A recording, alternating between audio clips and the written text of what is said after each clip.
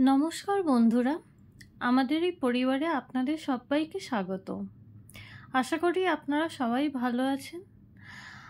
আজকে একটি নতুন রেসিপি নিয়ে আপনাদের কাছে চলে এলাম। আজকের রেসিপিটি হলো কিছুই না, এটা এমনই একটা রেসিপি যেটা আপনারা সবাই জানতে পারছেন, বুঝতেও পারছেন।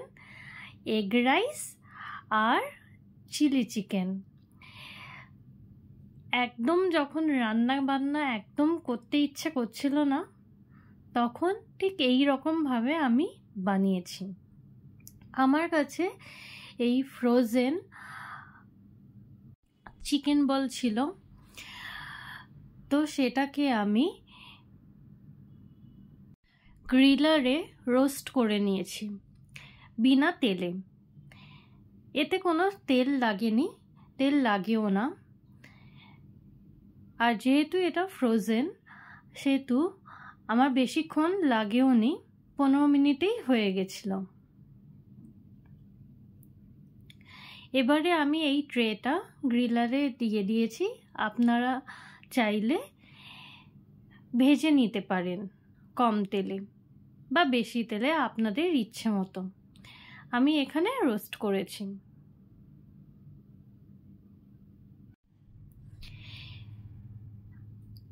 আজকে আমার রান্না করতে একদমই সকাল থেকে ইচ্ছে করছিল না, তাই হাতের কাছে যা ছিল সেটাই খুব কম সময়ের মধ্যেই আমি বানিয়ে নিয়েছিলাম।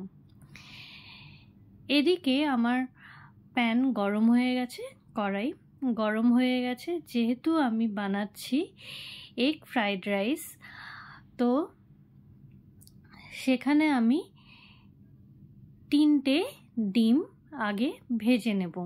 তেলটা আমার গরম হয়ে যাওয়ার পরেই আমি ডিম দিয়ে দিলাম।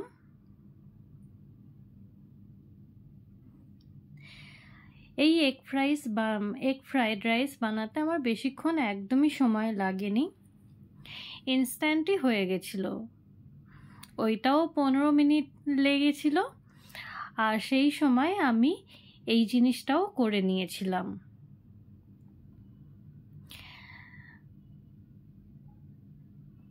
আমি খুব কম তেলেই সব রান্নাবান্না করে থাকি, আপনারা সবাই জানেন। ডিমটা একটু ভাজা ভাজা হয়ে যাওয়ার পরে আমি তুলে রাখব।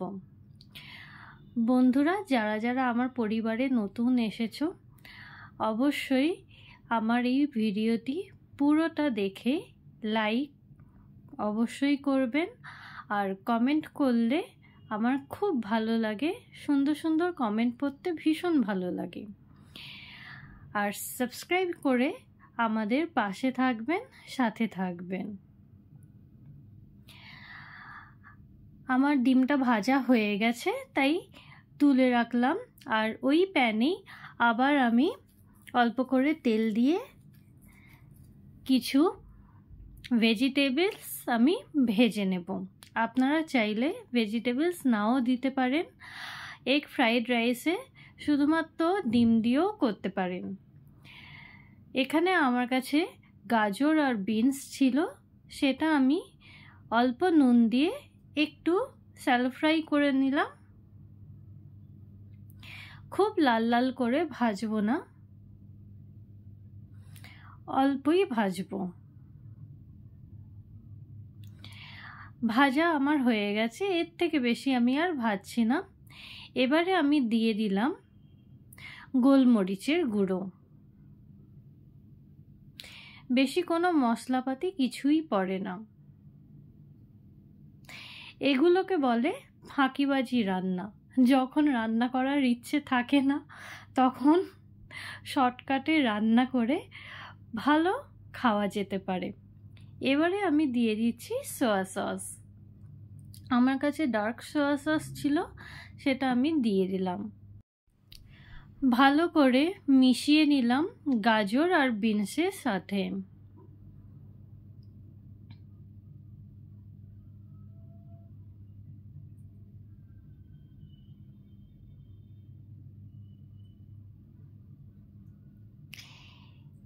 এবারে আমি দিয়ে দিলাম আগে থেকে বানিয়ে রাখা রাইস।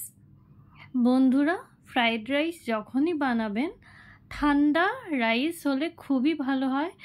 গরম ভাতে একদমই বানানোর চেষ্টা করবেন না, কারণ গরম ভাতে বানালে ঝরঝরে তো হয়ই না, একেবারে লেগে যায় সব কিছুর সাথে। তাই আমি আগে থেকে ভাতটা বানিয়ে ঠান্ডা করতে দিয়ে দিয়েছিলাম। এবারে আমি ভাতটা খুব ভালো করে নেড়ে চেড়ে মিশিয়ে নিলাম। দেখুন, বুঝতেই পাচ্ছেন কতটা ঝরঝরে হয়েছে। এই মুহূর্তে আমি দিলাম চিনি। আমরা স্বাদ অনুযায়ী চিনি এখানে দিয়ে দিলাম। ভালো করে সব কিছুর সাথে মিশিয়ে নিলাম। এবারে দিয়ে দিচ্ছি আগে থেকে ভেজে রাখা এই ডিম, সেটাও ভালো করে মিশিয়ে নিলাম। দেখুন কি সুন্দর লাগছে। আমার ইনস্ট্যান্ট এগ ফ্রাইড রাইস একদম রেডি। ওইদিকে এই চিকেন বলগুলো হয়ে গেছে একদম। খুব সাবধানে আমি এটা বের করে নিচ্ছি, কারণ ভীষণ পরিমাণে গরম থাকে।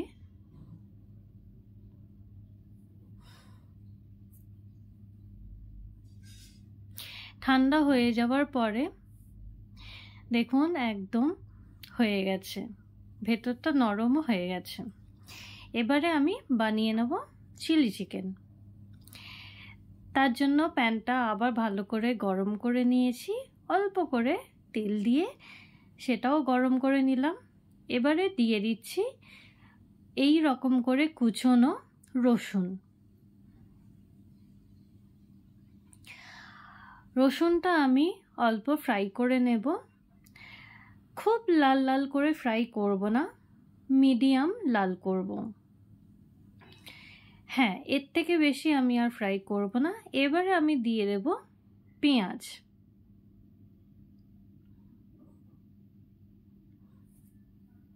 পেঁয়াজ এবার রসুন ভালো করে আমি একটু ভেজে নেব। পেঁয়াজটাও আমি এখানে লাল লাল করে ভাজবো না। এখানে আমি এই মুহূর্তে নুন দিয়ে দিলাম এবং ভালো করে মিশিয়ে নিলাম। পেঁয়াজটা ঠিক এই রকম পর্যায়ে চলে আসার পরে আমি এখানে দিয়ে দিচ্ছি ক্যাপসিকাম। আপনাদের কাছে লাল ক্যাপসিকাম থাকলে বা হলুদ ক্যাপসিকাম থাকলে সেটাও আপনারা দিতে পারেন। এবারে আমি দিচ্ছি চিনি আর দিলাম ব্ল্যাক পেপার। খুব ভালো করে মিশিয়ে নেব সব কিছুর সাথে। এই চিলি চিকেনেও একদম মশলাপাতি সেরকমভাবেই পড়ে না, সসের ওপরেই হয়।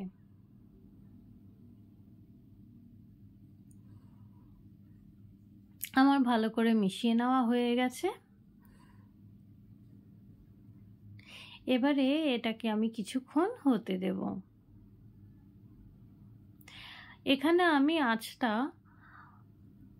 একদমই কমিয়ে দিয়েছিলাম যাতে পুড়ে না যায়। এটা হলো হট চিলি সস,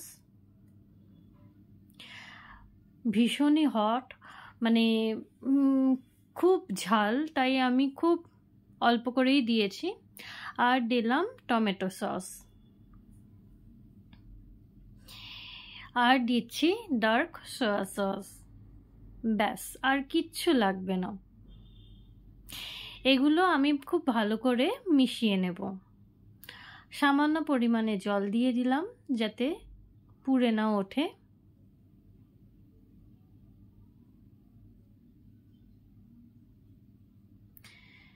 খুব ভালো করে মিশিয়ে নিয়ে আমি আবার জল দিয়ে দেব। যতটা আমার গ্রেভি লাগবে ঠিক পরিমাণ মতো আমি জল দিয়ে দেব।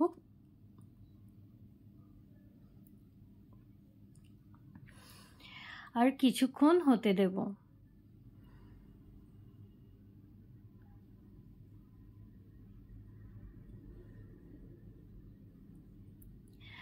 বন্ধুরা অবশ্যই সাবস্ক্রাইব করে আমার পাশে থাকবেন, আমাদের সাথে থাকবেন।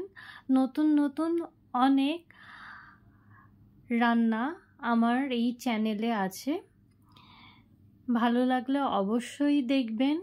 শেয়ার করতে তো একদম ভুলবেন না। আপনাদের একটি লাইক, একটি কমেন্ট আমাদের এগিয়ে নিয়ে যেতে সাহায্য করে। এদিকে দেখুন আমার চিলি চিকেনের গ্রেভিটা ভালোভাবেই হয়ে গেছে। এই মুহূর্তে থিকনেস আনবার জন্য আমি এখানে দিয়ে দিচ্ছি কর্নফ্লাওয়ার। কর্নফ্লাওয়ারটা আমি একটু জল দিয়ে ভালো করে মিশিয়ে নিয়েছিলাম আর সেটা এখানে দিয়ে দিলাম। এবারে ভালোভাবে থিকনেস চলে আসবে। এটা একটু ফুটে যাওয়ার পরে আমি চিকেনগুলো দিয়ে দেব।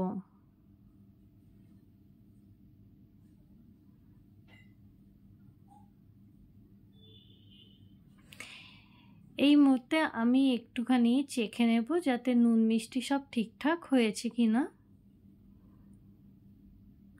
টেস্টি তো হয়েছিল, তবে নুনটা অনেকটাই কম হয়েছে।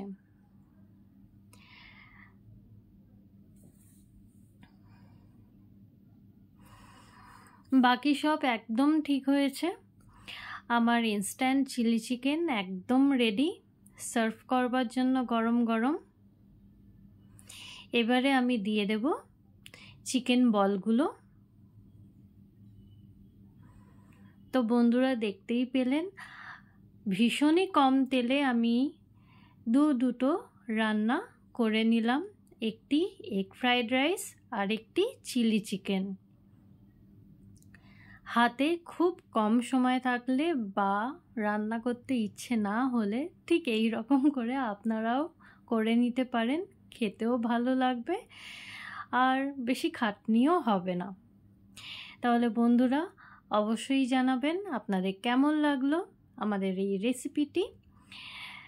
দেখা হবে আবার অন্য একটি ভিডিওর সাথে। দেখুন অলরেডি খেতে শুরুও করে দিয়েছিল আমার হাজব্যান্ড। যাই হোক এতটাই ভালো হয়েছিল। দেখা হবে আবার অন্য একটি রেসিপির সাথে। ভালো থাকবেন, সুস্থ থাকবেন আর হ্যাঁ, সবাইকে ভালো রাখবেন। ধন্যবাদ।